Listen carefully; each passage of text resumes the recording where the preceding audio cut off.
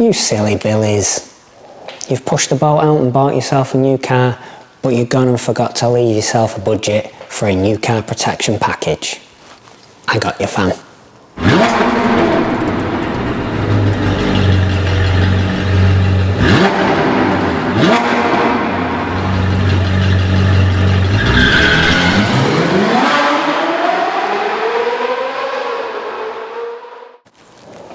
What's happening, everybody? Welcome back to YouTube land. Thanks again for stopping by. As the title of the video suggests, what we're going to be covering today is going to be budget-friendly packages, namely the basic new car preparation. So this Mazda's booked in for that very package, very similar to the standard package that you've seen me do over and over again, but a stripped down version. So much like all the new car packages, we're going to start with a very basic enhancement. So the paint will be polished, the paint will be coated, the wheels will be left on rather than being removed. They will be cleaned inside and out, obviously, but only the faces will be coated. The trim will be cleaned and either coated or dressed depending on the state of it, if it needs restoring. And then the interior will get a very basic clean, nothing too in depth. It'll just be hoovered out, the leather will be wiped down, the plastics will be wiped down, any piano black trims will be just tightened up nicely. And then we'll run the ozone machine as we always do, especially given this climate. You can expect the same results as the standard package. The car will look the same, obviously it's just going to be a little bit different when it comes to maintenance. I've never personally prescribed to that. Some detailers talk about, you'll see a meme mentioned and it'll say something like, don't tell me I'm too expensive, be honest, say you can't afford me. I'm a business owner, my profits are directly linked to the amount of people that spend money with me. I'm not going to do discounts, I don't do discounts, but I'm damn sure going to try and find you a package that you're happy with and that makes me some money. That's why these budget-friendly basic options exist. You will get value for money. Timing is everything, right?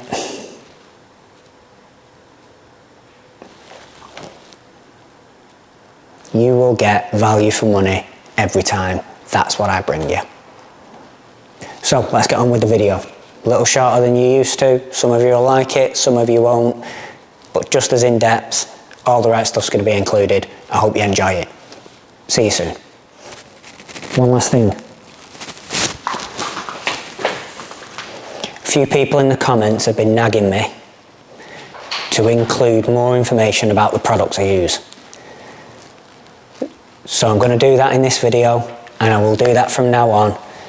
You ask it, you ask for it, you want it, I'm going to try and deliver. But I want to be clear that I didn't start this video channel to sell you products. I started it to sell myself. Whilst I understand you want to know about the products, the point that I've always been trying to get across is that the magic, it doesn't come in a bottle and it's not found on a shelf. You can't buy it. It's in me, it's in you, it's in us all. The special sauce, that magic touch, it's not something you can purchase. It's something you have to learn and create, and that's always been the message that I want to get across. But it is true that the right product makes the right job a lot easier. So, one, I've ordered even more equipment, so even more investment to try and be able to present you the products in a nice glossy way. I'm even contemplating doing a review channel of sorts, but not really a review channel. So one, new product cometh, new equipment cometh. Two, I will test out some different shots in this video. Tell me in the comments if you like it. Tell me if you think I can change some stuff. But I want to include, because you've asked, the products and maybe some just extra bits of information that might help. Also, somebody was telling me about affiliate links, which again is not something I was getting into this for. But if I can maybe figure out a way to get you, I don't know, some discount or a discount code or some way that I can link the products I use and we all benefit, I will look into that as well. But that is not a priority, okay? Please don't nag me for that. If I can do it, I will. I promise you I'll look into it. But like first and foremost, I need the new stuff and I need to practice and I need to get better to be more inclusive with the product. So I'm on it, I promise you. I'm going to bring you a little taste of it today. Anything else you think I can do, drop me a mention in the comment below. I'll read it. I always try and answer. I'm there for you. Let's start.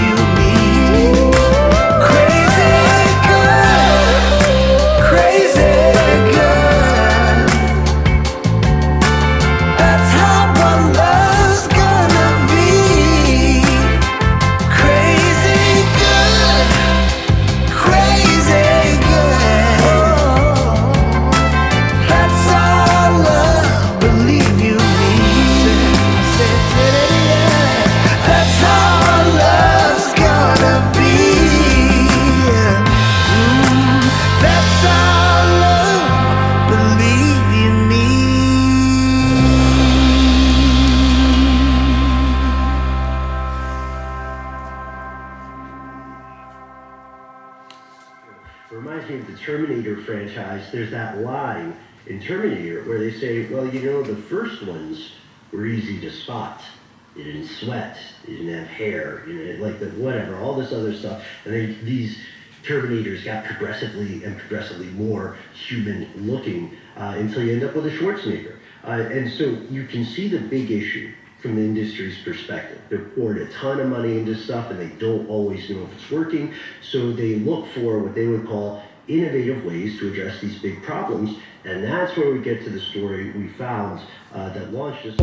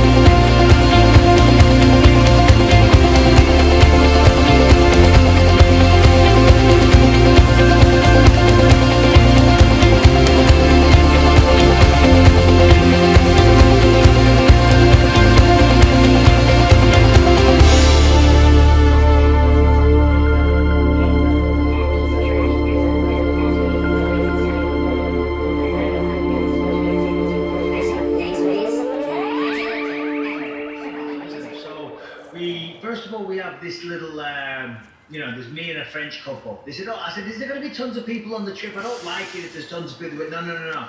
It's just you two and a French couple, just 4 of you. Oh, fantastic. So we go in this special pool that they have at the hotel, super, super deep. And this guy, very nice guy, Fernando, he gives us like the marina.